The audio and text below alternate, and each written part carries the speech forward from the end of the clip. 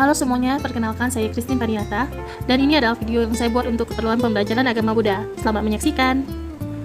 Di sini kita akan membahas mengenai sejarah lahirnya agama Buddha. Buddha, menurut bahasa Sanskerta, berarti mereka yang sadar atau mereka yang telah tercerahkan. Mereka yang menjadi Buddha berarti telah menyadari 4 kebenaran mulia, yaitu 1 penderitaan, 2 asal penderitaan, 3 lenyapnya penderitaan, 4 jalan melenyapkan penderitaan. 4 kebenaran ini telah menjadi pilar dalam agama Buddha, karena tujuan agama Buddha adalah membebaskan manusia dari lingkaran samsara untuk mencapai nirvana. Lahirnya agama Buddha tidak dapat dilepaskan dari kelahiran kehidupan Siddhartha Gautama. Siddhartha adalah pangeran suku Sakya Kapilavastu yang kini berlokasi di negara Nepal. Siddhartha adalah anak dari Raja Suddhodana dan permaisurinya Mahamaya. Pangeran Siddhartha menikah dengan putri Yasora pada usia 16 tahun dan dikaruniai anak bernama Rahula, yang artinya adalah ikatan. Siddhartha lahir di Taman Lumbini, Kapilavastu, Nepal pada tahun 623 sebelum Masehi. Siddhartha diramalkan oleh pertapa di bawah pimpinan Asita Kapaladewa akan menjadi Cakrawafin atau raja dari segala raja di dunia. Hanya pertapa Kondana yang meramalkan dengan tegas bahwa Pangeran Siddhartha kelak akan menjadi seorang Buddha. Para pertapa menjelaskan Siddhartha tidak akan menjadi seorang Buddha jika ia tidak melihat 4 macam peristiwa. 4 macam peristiwa tersebut adalah 1 orang tua, 2 orang sakit, 3 orang mati, 4 pertapa. Karena ingin anaknya menjadi seorang raja, maka Raja Suddhodana pun memerintahkan kepada seluruh istana untuk tidak menampilkan 4 macam peristiwa tadi. 28 tahun hidup bermewah di istana, akhirnya sang pangeran merasa jenuh dan ingin melihat dunia luar. Raja Suddhodana pun mulai segera meminta rakyatnya untuk tidak menampilkan 4 macam hal tadi. Pangeran Siddhartha pun keluar istana ditemani kusirnya yang bernama Channa. Sang pangeran akhirnya melihat orang tua yang luput dari penjagaan. Pangeran pun bertanya kepada kusirnya, dan kusirnya pun menjawab bahwa itu adalah orang tua, di mana kelak kita semua akan menjadi tua. Dan pada saat momen berbeda, Pangeran Siddhartha keluar lagi dari istana dan melihat orang sakit, orang mati, dan petapa. Di situ Pangeran mulai merenung dan kepalanya dipenuhi oleh 4 peristiwa tersebut. Dia pun berusaha mencari jawaban dari berbagai penderitaan yang dialami oleh manusia. Di sini Raja Suddhodana pun tidak dapat meredam kegelisahannya tersebut. Pada usia 29 tahun, akhirnya Pangeran Siddhartha memutuskan untuk meninggalkan kehidupan istana dan menjadi pertapa secara diam-diam. Perjalanan spiritual pangeran pun dimulai dengan melepaskan atribut kerajaan dan menggunakan pakaian pertapa serta memotong rambutnya. Siddhartha pun berguru dengan guru-guru spiritualnya di India untuk menjadi seorang pertapa. 6 tahun lamanya Siddhartha melakukan pertapaan keras bersama pertapa-pertapa lainnya, sehingga tubuhnya sangat kurus. Namun dia tidak mendapatkan apa yang dia inginkan sehingga dia berkelana ke selatan India. Pada akhirnya di bawah pohon Bodhi, hutan Gaya India, Siddhartha mendapat pencerahan mengenai sebab akibat penderitaan dan cara-cara melepaskan penderitaan tersebut. Untuk membebaskan diri dari penderitaan, manusia harus membebaskan diri dari belenggu hawa nafsu. Sang Buddha mengajarkan ajarannya kepada 5 orang pertapa di Taman Rusa Isipatana, Benares, India. Selama 35 tahun Buddha Gautama mengajarkan Dharma, dan tepat di usia 80 tahun Buddha Gautama wafat dan mencapai nirvana atau Mahaparinibbana di hutan Salakusinara, India. Selepas Parinibbana Buddha, ajaran Sang Buddha mulai ditulis. Kitab suci agama Buddha yaitu Tripitaka yang berarti 3 keranjang. Kitab Tripitaka berisikan Vinaya Pitaka yang memuat tentang aturan dan hukum yang mengatur cara hidup para bhikkhu dan bhikkhuni. Sutta Pitaka yang berisikan khotbah-khotbah Sang Buddha dan Abhidhamma Pitaka yang berisikan mengenai filsafat ajaran Sang Buddha. Aliran-aliran agama Buddha muncul pada Persamuan Agung kedua pada tahun 443 sebelum Masehi atau 1 abad setelah Sang Buddha mencapai nirvana. Persamuan Agung yang diikuti 700 bhikkhu tersebut kemudian melahirkan 2 aliran Buddha, yaitu Hinaya dan Mahayana. Meskipun istilah tersebut baru muncul pada abad 1 sebelum Masehi, pada tahun 1950 World Fellow of Buddhists atau Persahabatan Umat Buddha Dunia yang dibentuk di Kolombo memutuskan istilah Hinaya tidak digunakan lagi dan diubah menjadi Theravada. Nah, berikut adalah sejarah singkat mengenai sejarah agama Buddha. Nah, selanjutnya sederhana kita akan mengenal yang namanya agama Buddha. Mengenai apakah agama Buddha itu? Ya, agama Buddha adalah suatu agama yang berdasarkan pada ajaran yang telah berusia 2540 tahun yang berasal dari anak benua India. Ajaran ini ditemukan dan diajarkan oleh Siddhartha Gautama setelah beliau mencapai pencerahan sempurna atau penyadaran penuh, dan kemudian beliau dikenal dengan sebutan Sang Buddha. Saat ini sekitar 475 juta orang di seluruh dunia menganut agama ini. Berikutnya, apakah arti kata Buddha? Kata Buddha berarti yang telah sadar atau yang telah terjaga atau yang telah cerah.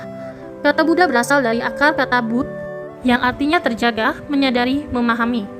Kata Bud juga merupakan akar kata dari kata-kata seperti Bodhi, Bodha, Bodhati, Budi, atau Budi.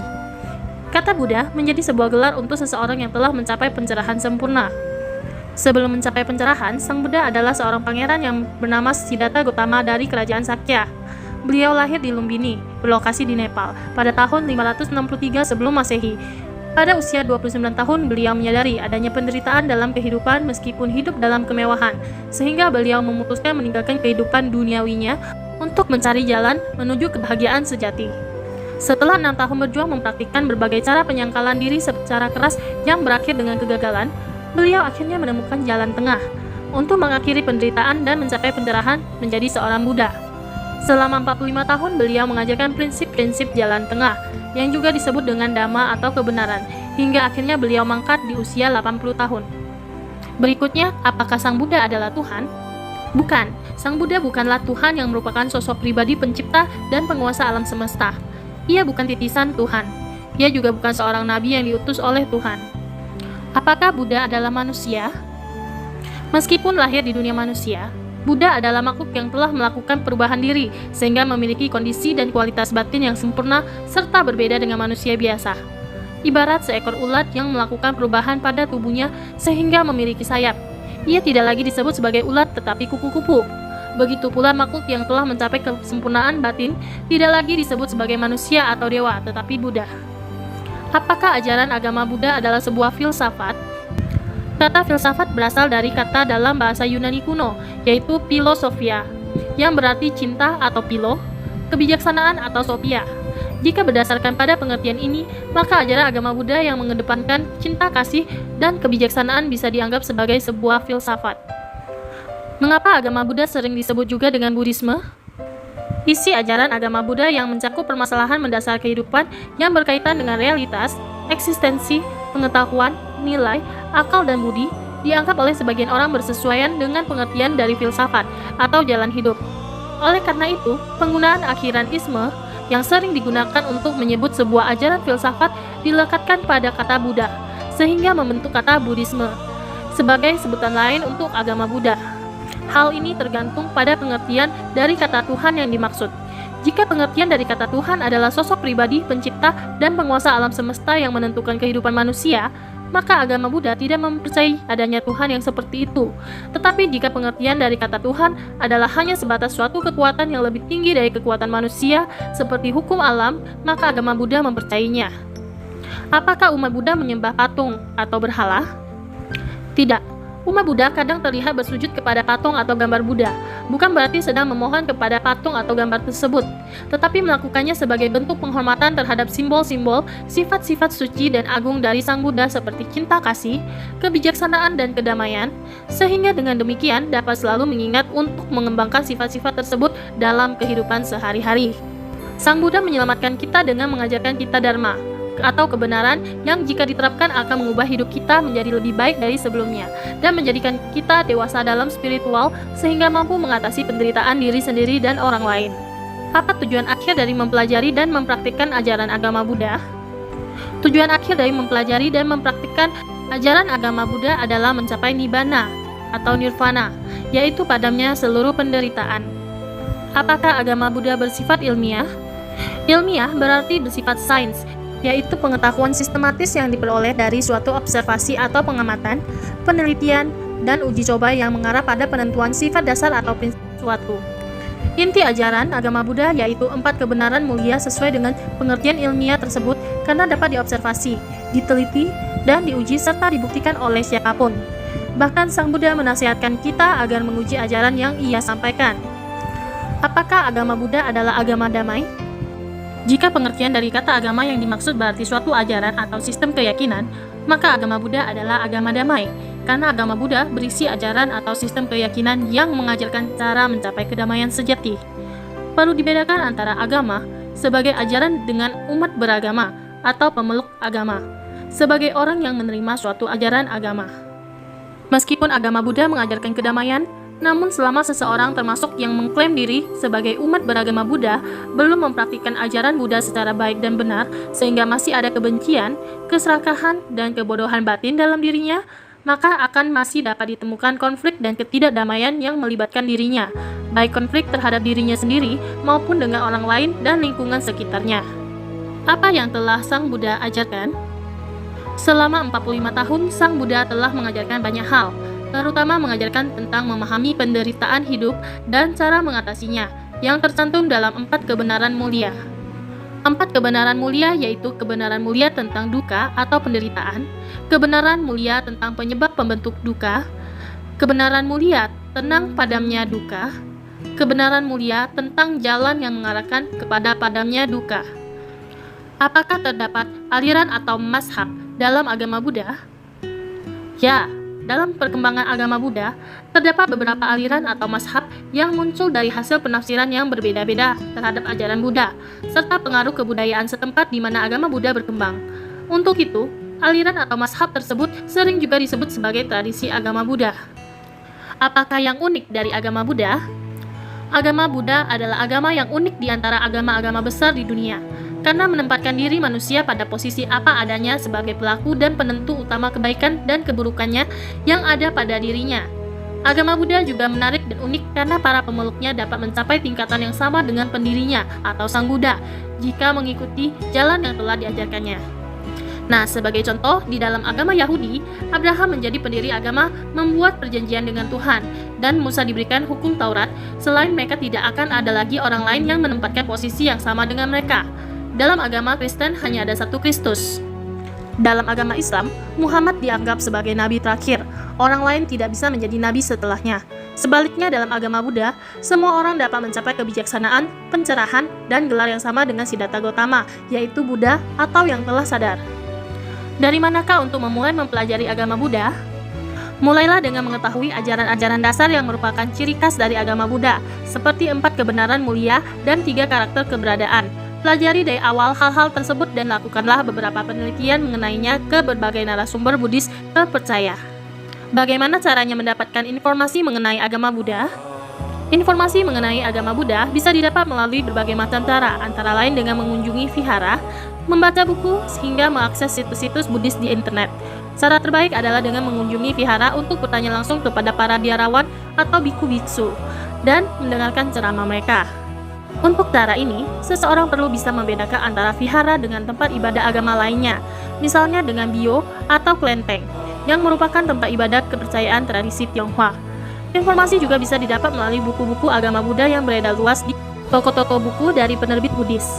Untuk cara ini, seseorang perlu melakukan cek silang isi buku yang satu dengan buku-buku lainnya untuk menghindari kesalahpahaman.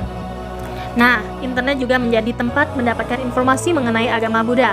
Dari artikel hingga buku elektronik Buddhis dapat dijumpai. Akseslah situs-situs Buddhis yang terpercaya yang sering dijadikan sebagai rujukan oleh situs-situs lainnya. Untuk cara ini, seseorang juga perlu melakukan cek silang isi antara situs yang satu dengan situs yang lainnya. Hal utama untuk mulai menjadi umat Buddha adalah dengan mulai mengkaji dan menerapkan praktik-praktik ajaran Buddha ke dalam kehidupan sehari-hari. Dengan demikian, secara batin seseorang telah menerima Buddha sebagai guru, Dharma sebagai ajaran kebenaran, dan Arya Sangha sebagai teladan. Pastikan keinginan untuk menjadi umat Buddha karena ajaran Buddha terbukti membantu membawa perubahan batin kita ke arah yang lebih baik dan kita merasa nyaman dan cocok akan hal itu. Bukan karena indah dan menariknya tradisi di mana agama Buddha berkembang, seperti tradisi bela diri Shaolin dari Tiongkok. Bukan karena beberapa selebriti yang beralih keyakinan menjadi Buddhis. Bukan juga karena kebencian kepada agama atau kepercayaan lain, dan lain sejenisnya. Berikut adalah hal-hal mendasar yang dapat kita pelajari mengenai agama Buddha. Apakah kalian sudah mengenal yang namanya agama Buddha itu? Sekarang kita akan membahasnya lebih dalam. Berikutnya adalah jenis-jenis hukum karma. Karma atau bahasa Pali atau karma bahasa Sanskerta berarti perbuatan atau aksi. Dalam Nibedika Sutta Buddha, Gautama menjelaskan bahwa yang disebut dengan karma adalah kehendak. Para biku, kehendak adalah yang kusebut sebagai karma. Setelah berkehendak, seseorang bertindak melalui jasmani, ucapan, atau pikiran. Ini berarti semua jenis perbuatan yang baik maupun yang buruk yang dilakukan oleh pikiran saja atau terwujud dalam perkataan, maupun jasmani yang dilakukan setelah didahului dengan adanya kehendak, maka disebut dengan karma. Hukum alam yang bekerja dengan prinsip sebab dan akibat dari suatu perbuatan disebut dengan hukum karma. Dua jenis karma berdasarkan sifatnya, yaitu satu karma baik, yaitu karma yang didasari oleh pikiran yang diliputi oleh ketidakbencian, ketidakserakahan, dan ketidakbodohan batin. Contoh, berdana, menolong makhluk yang kesabaran, berkata jujur, bermeditasi, dan sebagainya. Yang kedua, karma buruk, yaitu Karma yang didasari oleh pikiran yang diliputi oleh kebencian, keserakahan, dan kebodohan batin. Contoh, membunuh, mencuri, berbohong, mabuk-mabukan, dan sebagainya. Walaupun prinsip hukum karma dapat dirangkum secara sederhana, yaitu perbuatan baik akan menghasilkan kebaikan, perbuatan buruk akan menghasilkan keburukan, tetapi cara bekerja hukum karma sangat kompleks, dan hasil karma secara mendetail tidak dapat dipikirkan oleh manusia biasa. Meskipun hasil karma dari perbuatan masa lampau dapat membentuk kondisi-kondisi di dalam kehidupan seseorang pada masa sekarang, namun bukan penentu segalanya dari apa yang terjadi dalam kehidupan sekarang. Berikut 4 jenis karma berdasarkan waktu munculnya akibat yang dihasilkan. Hasil karma dapat diterima oleh seseorang pada saat ini atau dalam kelahiran kembali berikutnya. 1. Dita Dhamma Vedaniya Karma, yaitu karma atau perbuatan yang menimbulkan hasil atau vipaka dengan segera mungkin pada waktu kehidupan sekarang. Karma ini terbagi 2 macam, yaitu karma yang memberikan hasil dalam kehidupan sekarang ini, termasuk yang sudah masak betul atau disebut dengan paripaka dita dhamma vedaniya karma. Contoh, seorang miskin bernama Puna yang memberikan dana makanan kepada Sariputta Mahatera kemudian menjadi kaya raya dalam waktu 7 hari setelah berdana. Karma yang memberikan hasil setelah lewat 7 hari atau disebut dengan aparipaka dita dhamma vedaniya. Contoh, jika berbuat baik atau kejahatan dalam usia muda akan dipetik hasil dalam usia muda atau usia tua dalam kehidupan sekarang ini juga. Yang kedua, upaja vedaniya karma, yaitu karma atau perbuatan yang menimbulkan hasil pada kehidupan berikutnya, yaitu satu kehidupan setelah kehidupan sekarang. Misalnya, orang yang melakukan meditasi hingga mencapai jana tertentu, maka setelah meninggal ia akan langsung terlahir di alam Brahma. Yang ketiga, apara paria vedaniya karma, yaitu karma atau perbuatan yang menimbulkan hasil pada kehidupan berikutnya secara berturut-turut. Salah satu contoh adalah orang yang sering mendengarkan Dhamma. Besar kemungkinan ia akan terlahir kembali di alam surga dalam kehidupan-kehidupan yang berikutnya. Mengapa demikian? Dengan mendengarkan Dhamma, orang tersebut telah melakukan karma baik karena ia telah melatih berdana perhatian. Selama mendengarkan Dhamma, ia juga telah memusatkan pikiran, ucapan, serta perbuatannya ke arah kebajikan. Apalagi jika ia dapat mengerti serta melaksanakan Dhamma dalam kehidupan sehari-hari. Kebajikan ini tentunya sangat selaras dengan salah satu isi khotbah Sang Buddha yang menyatakan bahwa mendengarkan Dhamma pada saat yang sesuai adalah berkah utama. Yang keempat, ahosi karma, yaitu karma yang tidak sempat berbuah karena telah kehabisan waktu atau kehilangan kesempatan untuk berbuah. Karena jangka waktu yang memberikan hasilnya telah habis, atau karma yang menghasilkan akibatnya telah habis, atau karma tersebut telah menghasilkan akibatnya secara penuh. Ahosi karma terbentuk ketika kekuatan suatu karma terhalangi oleh kekuatan karma lain yang sangat besar. Selain itu, ahosi karma terbentuk jika tidak adanya kondisi-kondisi pendukung yang dibutuhkan untuk karma itu berubah, sehingga karma tersebut tidak menghasilkan akibat. Contohnya, Aguli Malatera dulunya sebelum menjadi anggota Saha pernah menjadi penjahat dan telah membunuh 999 orang. Setelah beliau bertemu dengan Sang Buddha, beliau bertobat dan kemudian ditabiskan menjadi biku.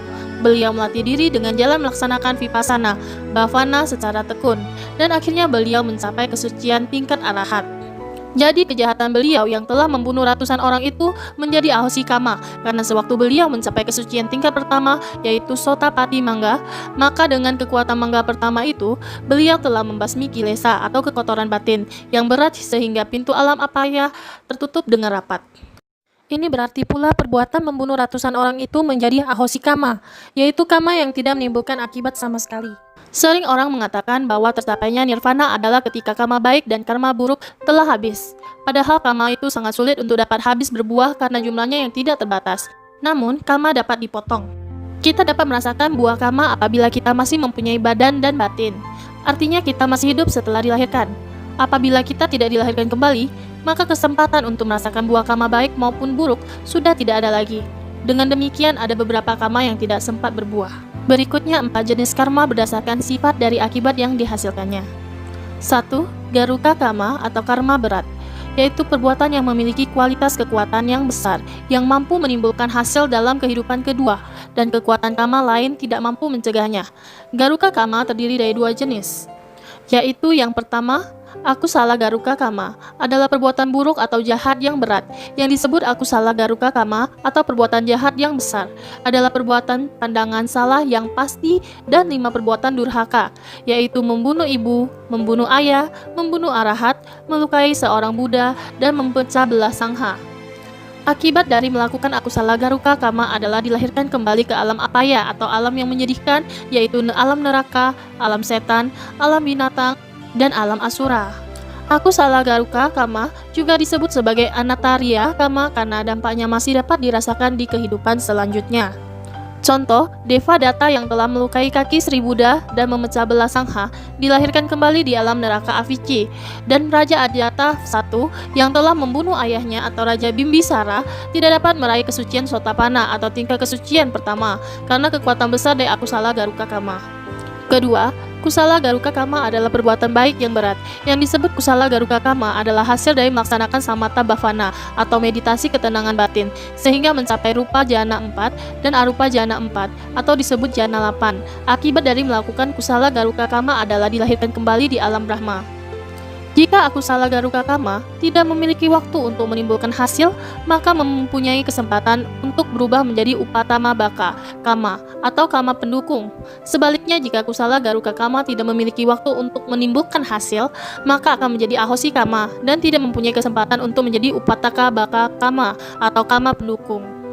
Yang kedua, asana kama atau kama jelang ajal, yaitu berupa perbuatan baik ataupun buruk yang dilakukan seseorang menjelang ajalnya, yang dapat dilakukan dengan jasmani dan batin.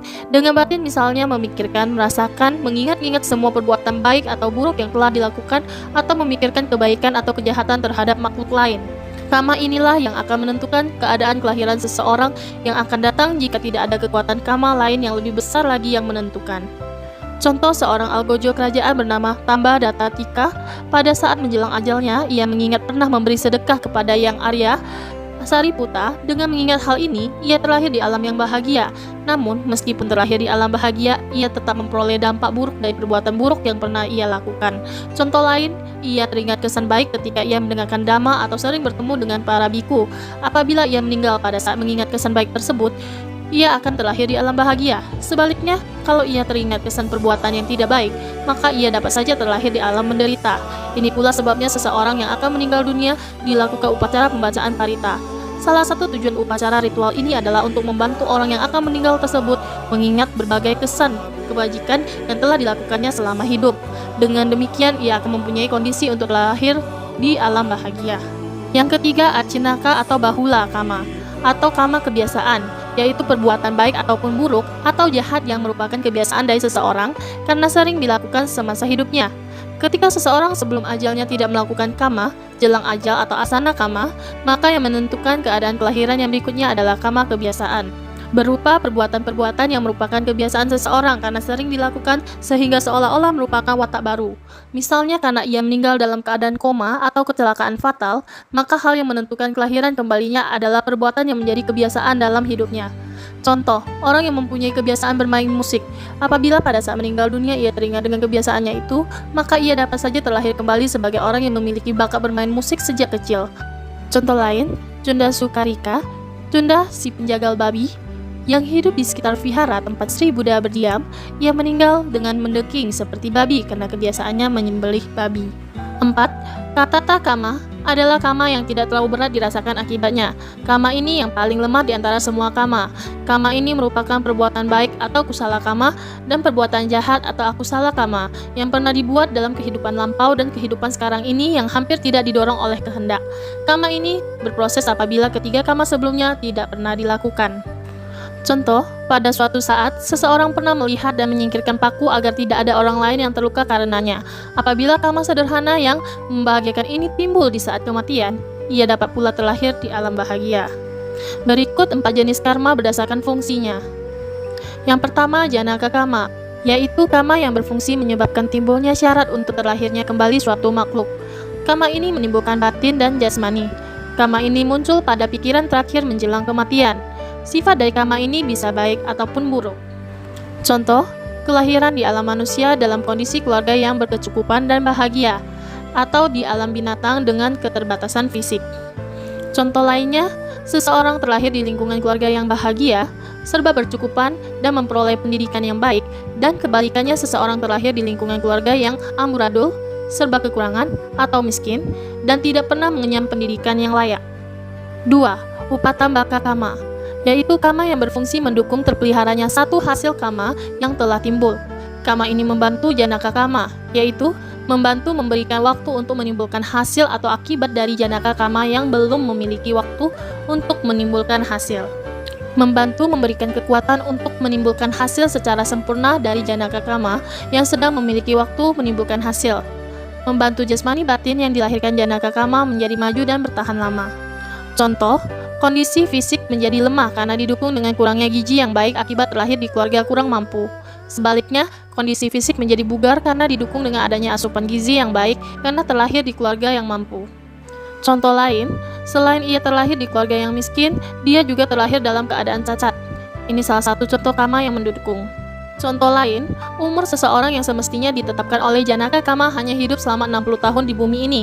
Tetapi di dalam kehidupannya sehari-hari, ia banyak melakukan perbuatan baik, suka menolong makhluk lain, berdana, melaksanakan sila, dan selalu waspada dalam semua tindakan pikiran, ucapan, dan perbuatan jasmaninya, sehingga umur yang ditetapkan oleh janaka kama selama 60 tahun tersebut bertambah 20 tahun lagi.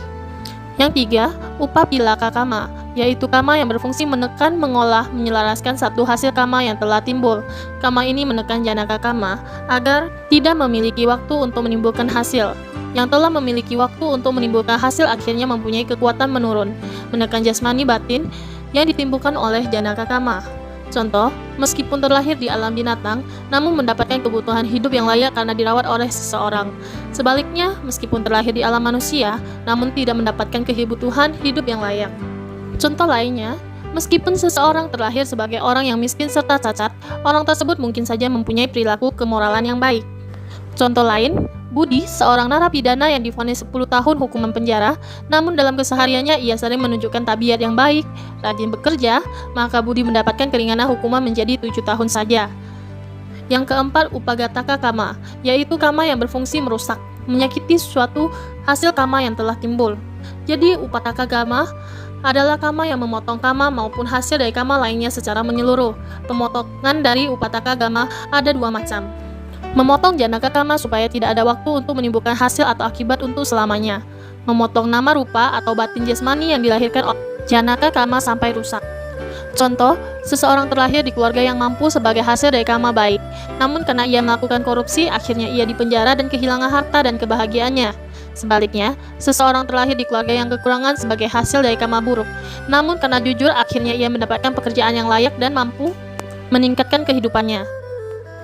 Contoh lain, walaupun orang itu cacat tubuhnya karena perilaku kemoralannya baik, ucapannya serta tingkah lakunya juga baik, maka mungkin saja ada orang yang simpati kepadanya. Orang tersebut mungkin akan memberinya pekerjaan yang sesuai dengan keadaannya. Inilah salah satu contoh kama yang memotong, artinya bertentangan atau memotong buah kama yang sedang berlangsung atau buah kama yang sedang dialaminya. Contoh lain, misalnya Andi adalah seorang pemain bulu tangkis. Ia sering menjadi juara dalam beberapa pertandingan dan bulu tangkis adalah karirnya. Suatu saat Andi mengendarai mobil, tiba-tiba ia menabrak truk yang ada di depannya. Akibatnya tangan kanannya patah dan cacat seumur hidup sehingga karirnya menjadi hancur.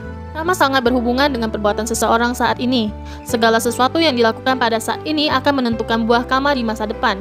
Dengan demikian, kama bukanlah nasib yang tidak bisa diubah. Kama masih dapat diperbaiki dan diubah dengan melakukan berbagai kama atau perbuatan yang lainnya. Jadi perbuatan saat inilah yang paling penting. Nah, dari penjelasan di video ini, dapatlah dimengerti bahwa karma maupun hanya satu, namun dari berbagai sudut pandang, karma dapat dibagi menjadi 3 kelompok, yaitu menurut waktu, fungsi, dan sifatnya. Setiap kelompok terdiri dari 4 bagian. Dengan demikian, secara keseluruhan, satu karma dapat dimiliki oleh seseorang dapat dimengerti sebagai 12 jenis karma yang saling berkaitan menjadi satu kesatuan. Seorang umat Buddha yang yakin sepenuhnya pada hukum karma tidak berdoa kepada pihak lain untuk diselamatkan, tetapi dengan yakin bergantung pada diri sendiri untuk kebebasannya. Daripada membuat berbagai penyerahan atau menyetujui berbagai perantara istimewa, ia akan bergantung pada kekuatan kemauannya dan bekerja tiada hentinya demi kesejahteraan dan kebahagiaan semua. Berikutnya cara membebaskan diri dari hukum karma. Prinsip dasar dari hukum karma adalah barang siapa yang menanam maka dia yang akan memetik hasilnya, apakah hasil itu baik ataupun buruk. Perbuatan baik atau buruk dinilai berdasarkan pada akibat yang menyenangkan dan tidak menyenangkan yang dialami oleh pembuat. Seseorang yang telah melakukan karma buruk pasti menderita karena menerima hasil perbuatannya sendiri. Kita tidak mungkin menghindarkan diri dari akibat yang tidak menyenangkan yang dihasilkan oleh karma buruk yang telah kita lakukan. Sehubungan dengan hal ini, Sang Buddha berkata, tidak di angkasa, di tengah lautan, ataupun di dalam gua, gunung, tidak dimanapun seseorang dapat menyembunyikan dirinya dari akibat perbuatan-perbuatan jahatnya. Ini terdapat di Dhammapada 127. Dalam aspek moral, karma merupakan ajaran kembar dengan kelahiran kembali. Menurut hukum, sebab akibat ini, seseorang adalah hasil perbuatannya sendiri. Ia sendiri yang menyebabkan keberadaannya, dan ia sendiri yang bertanggung jawab untuk masa depannya. Pada kelahiran yang lampau pun, seseorang telah menyatakan kehendak melalui perbuatan jasmani, ucapan atau pikiran, maka berdasarkan pada perbuatan-perbuatannya itu, sekarang ia hidup. Kondisi dan lingkungan tempat kelahiran seseorang ditentukan oleh karma dari kehidupannya yang lampau. Pada kehidupan sekarang ini, seseorang menerima hasil sebagai akibat karmanya yang lampau, dan melakukan karma-karma yang baru. Karma baru dan karma lampau yang belum berbuah akan membentuk kondisi tempat kelahirannya pada masa kehidupan yang berikut. Setiap orang memiliki kebebasan untuk melakukan perbuatan baik ataupun buruk. Bila pada kehidupan ini seseorang telah melakukan perbuatan buruk dan ia menyadari bahwa perbuatannya itu adalah buruk serta akan menghasilkan akibat yang tidak menyenangkan, maka agar akibat karma buruk itu tidak terlalu berat atau tidak efektif, ia harus melakukan banyak perbuatan baik. Untuk memperjelas hal ini, misalnya di sebuah desa ada seorang yang bernama Andi. Andi mencuri Rp1.000 dari si Benny. Tetapi sebelum Benny mengetahui Andi yang mencuri, Andi yang menyadari bahwa perbuatannya adalah salah merasa takut. Bila perbuatannya ketahuan, maka ia pindah ke kota. Di kota, Andi bekerja dengan rajin dan berusaha dengan sungguh-sungguh, sehingga setelah beberapa tahun ia menjadi kaya. Dengan kekayaan ini, Andi melakukan banyak perbuatan baik dengan berdana kepada orang-orang yang membutuhkan di sekitarnya maupun yang jauh. Tetapi tidak lama setelah Andi meninggalkan desanya, Benny mengetahui bahwa Andi adalah orang yang mencuri uangnya. Beberapa tahun kemudian, Benny mengetahui di mana Andi berada. Benny mendatangi orang-orang di sekitar tempat Andi dan memberitahukan kepada orang-orang bahwa Andi adalah seorang maling, karena Andi telah mencuri Rp1.000 darinya. Namun orang-orang di kota itu tidak memperdulikan kata-kata Benny. Malahan orang-orang itu membela Andi. Dari contoh di atas, kita lihat bahwa karma buruk tetap berbuah, tetapi akibatnya tidak berat atau tidak efektif sama sekali karena perbuatan baik yang dilakukan manfaatnya besar sekali. Dengan ini dapat disimpulkan bahwa kebahagiaan dan penderitaan tergantung pada diri kita sendiri. Berikut adalah video yang sudah saya rangkum. Terima kasih.